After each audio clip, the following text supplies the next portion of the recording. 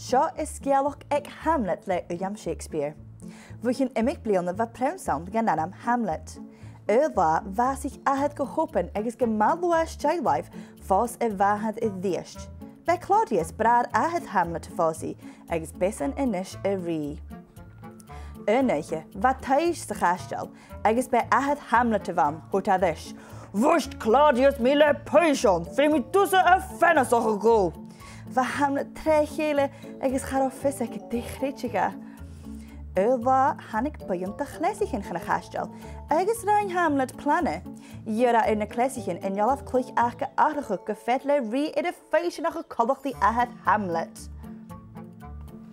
Klach me maar schoe. Hota. Nu de gonnik Claudius en jalaf kluch, va ik al weet agus ri aed falaf. Gonnik Hamlet scho agus hikakker en niet in je wekken huis.